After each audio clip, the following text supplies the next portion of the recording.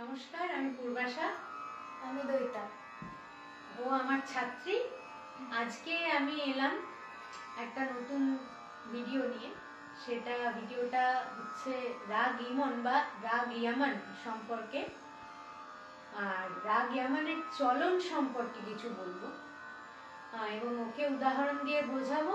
ও সেই জিনিসটা মানে উদাহরণের সঙ্গে সঙ্গে ও জিনিসটা করবে, আপনারা দেখবেন কিভাবে ও করছে, বা কোনো ভুল ত্রুটি বা কিছু হচ্ছে যখন, তখন আমি কিভাবে ওকে জিনিসগুলো সামলে দিচ্ছি, বা কোনটা করতে হবে বা কোনটা করতে হবে না, ডুজ অ্যান্ড ডোন্টস রাগ ইয়ামান, এটা আমি আজকে এই ভিডিওটাতে বলবো। তো রাগ ইমন বা রাগ ইয়ামান কোন ঠাটের অন্তর্গত? কল্যাণ ঠাটের অন্তর্গত। তাহলে কল্যাণ ঠাটের অন্তর্গত যখন, তাহলে আমরা কি জানি কল্যাণ ঠাটে কোন স্বরটা কোমল বা মানে কি লাগে, কোনটা মানে বৈশিষ্ট্যটা কি? এখানে তীব্র মা লাগে আর বাকি সব স্বর শুদ্ধ লাগে। তাহলে তীব্র মা কল্যাণ ঠাটের অন্তর্গত ইমন রাগেও লাগে, তাই জন্য তাকে কল্যাণ ঠাটের অন্তর্গত করা হয়েছে রাগ ইমনকে, কেননা এখানে মা তীব্র আর বাকি সব স্বর শুদ্ধ। তাহলে এবার আমরা যাই আরোহণ আর অবরোহণের পার্টে। তো আমরা এখানে দেখছি আরোহণ কি না, নি রে গা মা ধা নি সা। তো নি রে গা মা পা ধা নি সা কেন হলো না? কেননা আরোহণে পাটা লাগে না। যখনই আরোহণে পা লাগে তখনই সেই পাটা থেকে আবার নিচের দিকে নেমে আসে, মানে তখনই অবরোহণের দিকে আবার আসে। তাহলে যখন আমরা এগোবো আরোহণে, তখন কি করব? পা বাদ দিয়ে যদি সায়ের দিকে এগোতে হয় তাহলে ধানি সা করতে হবে। মা পা হলে পা রে চলে আসবে, বা পা মা গা রে বা পা রে, যেহেতু এটা বৈশিষ্ট্য রাগের। নিরেগামা পা রে, আমরা যে পাকড়টা দেখতে পাই, পাকড় মানে কি না, একটা রাগের রূপ যে কতগুলো স্বর দ্বারা ফুটিয়ে তোলে, তাকে আমরা কি বলি? পাকড়। তাহলে পাকড় তার মাধ্যমে আমরা দেখতে পাই যে যখন নি রে গা মা পা রে, মানে পা থেকে যখনই পাতে যাবে, যখনই পাতে দাঁড়াবে, তখনই সেখান থেকে আবার নিচে নেমে আসবে। তাহলে রাগ মানে বৈশিষ্ট্য এটাই যে আরোহণের সময় এখানে পা লাগে না, কিন্তু অবরোহণের সময় পা লাগে। তাহলে আমরা দেখে নিই চলনের কতগুলো বৈশিষ্ট্য, আমি ওকে বোঝাচ্ছি, ও আস্তে আস্তে সেগুলো বলবে। তো আমরা দেখব চলনটা কিভাবে আমরা প্র্যাকটিক্যালি করতে পারি। হ্যাঁ, আমরা তো মুখে বললাম নি রে গা মা ধা নি সা, সা নি ধা পা মা গা রে সা, তো চলন এটাই হয়। কিন্তু এটা তো আরোহণ অবরোহণ আমি বললাম। এবার রাগটা রাস্তা দিয়ে চলছে যখন, বা আমরা যখন রাস্তা দিয়ে চলি, একেবারেই সোজা হয়তো হেঁটে চলে যায় না, সেখানে আরো কিছু কাজ থাকে। তো চলন হচ্ছে এই জিনিসটা, আমার মন হলো আমি একটু নদীর পাড়ে ঘুরে এলাম, বা আমার মন হলো আমি দোকান থেকে কিছু একটা কিনে তারপর বাড়ি গেলাম। এই হচ্ছে আমি একটা জায়গায় কনস্ট্যান্ট থেকে কখনো চলন করতে পারবো না। তাই এর বৈশিষ্ট্য, কিছু চলনের বৈশিষ্ট্য আছে। যেমন আমরা নি থেকে, মন্দ্রসপ্তকে নি থেকে শুরু করি, নি রা নি রে সা পা,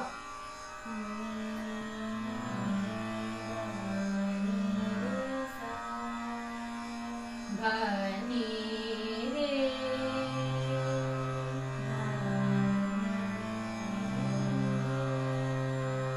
নি রে গা রে,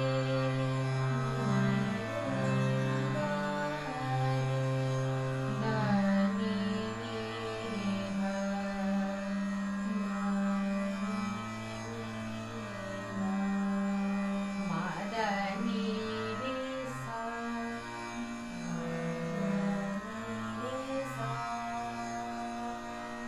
তাহলে এই যে মন্দ সপ্তকের দিকে আমরা বিচরণ করলাম, হ্যাঁ, এবারে আস্তে আস্তে আমরা কি করব, আরোহণ, মধ্য সপ্তকের দিকে আরোহণ করব। নে রে গা,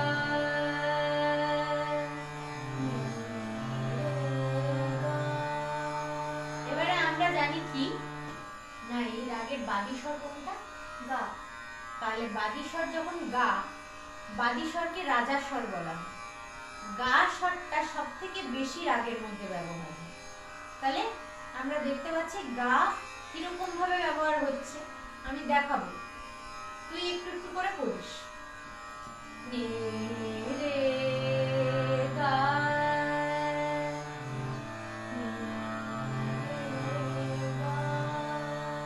নে মা গা,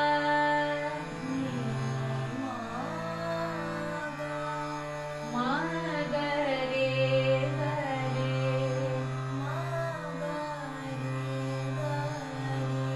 ধা নি রে গা রে,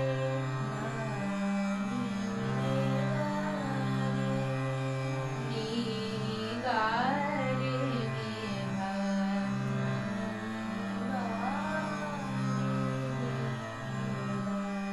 সা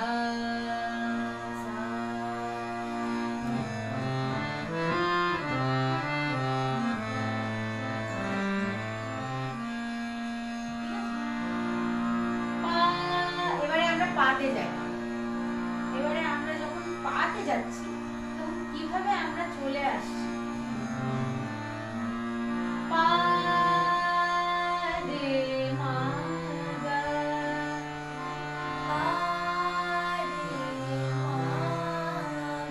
এবারে পা থেকে যখনই আমি বললাম, যখন আমরা চলনে যাব তখনই আমরা দেখব পাটা লাগছে, আমাদের নেসেসারি পাটা লাগানো। তো পা যখন আমরা লাগাচ্ছি পঞ্চম থেকে আবার নিচে চলে আসছি, তাই না? তো নি রে গা মা যখন বলছি তখন পা লাগবে না, এটা স্বাভাবিক। নি রে গা মা ধা নি সা, সা নি দা পা মা গা রে নি রে সা। কিন্তু আমরা যখন চলনে যাচ্ছি, নি রে গা মা পা, পা রে গা। আমি ওই যে বললাম চলন মানে কি, মানে চলন মানে হচ্ছে বেড়ানো, রাগের মধ্যে বিচরণ। রাগের মধ্যে কোথায় কি আছে, রাগ রূপ, কেন এই রাগটা এরকম ভাবে বলা হয়েছে, বা রাগের যে বৈশিষ্ট্যগুলো সেগুলো প্রকাশ করা চলন মানে। তো রাগের চলন মানে শুধু এই নয় যে আমি পাহাড়ে তত্তর করে উঠে গেলাম আর পাহাড় থেকে তত্তর করে নেমে গেলাম। আমি সেখানকার যে পরিবেশ, এদিকে ওদিকে গিয়ে সেগুলো উপভোগ করছি, বা সেই সৃষ্টি, সেই জিনিসগুলো আমি দেখছি, আমি সেই জিনিসগুলো আহরণ করছি, নিজের মধ্যে নিচ্ছি, তাই তো? তো নি রে গা মা পা রে মা গা রে,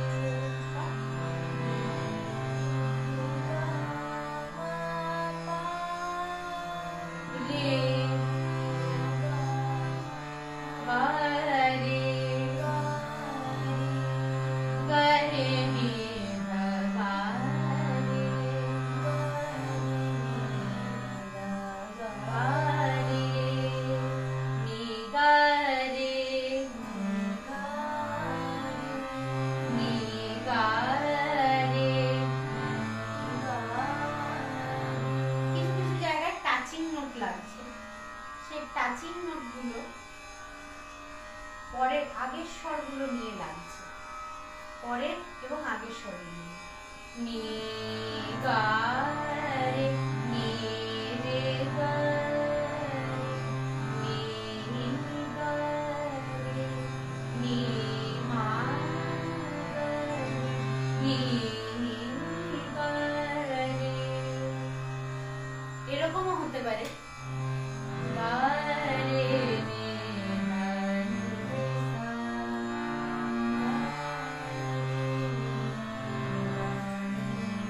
সা, সা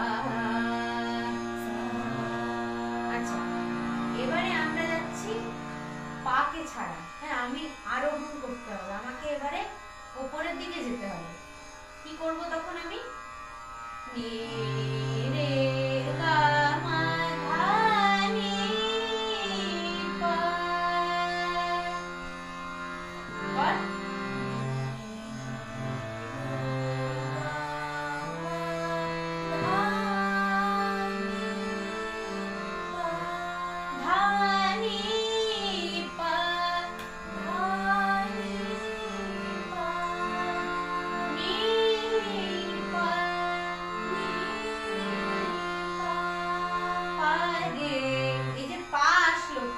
নিচের দিকে নেমে যাবে। পা রে মা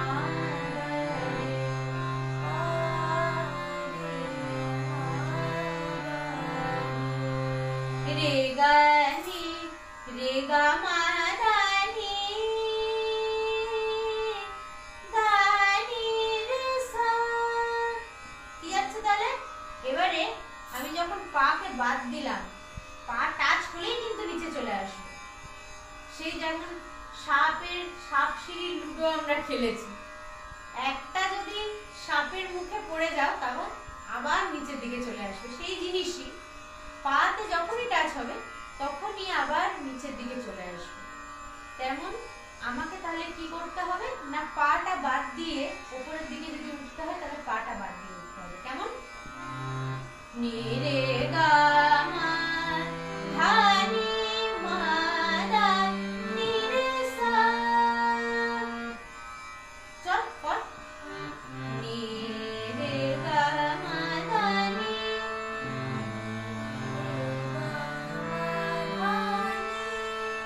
মা ধা নি রে সা রে সা রে নি ধা মা ধা নি পা। এই যে পা লেগে গেল, পা রে মা গা রে নি ধা সা গা রে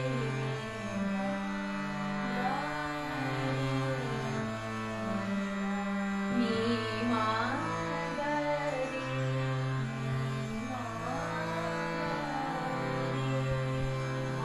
গা রে গা মা গা মা গা রে গা মা গা মা গা রে গা মা ধা নি রে গা মা ধা মা ধা নি মা ধা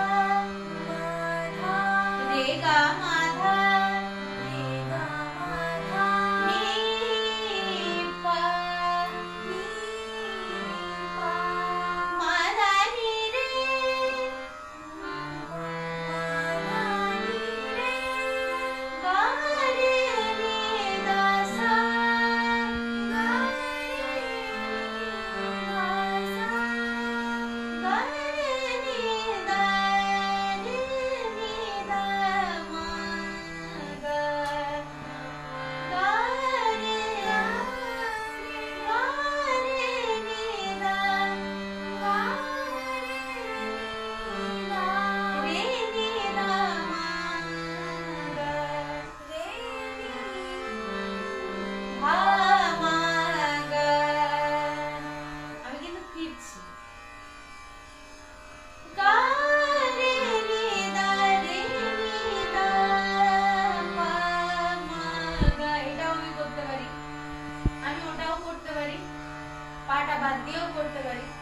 যেহেতু এখানে যথেচ্ছ বিচরণ, আমি যখন আরোহণ থেকে অবরোহণের দিকে যাচ্ছি, অবরোহণ যখন নামছি তখন পা তো লাগছে আমার, তাহলে আমি গা রে নি ধা রে নি ধা পা মা গা। এটাই আসল বৈশিষ্ট্য। পা মা রে মা গা রে নি ধা নি মা গা রে নি রে সা। হ্যাঁ, আমরা এটা সারগামে দেখালাম। এবার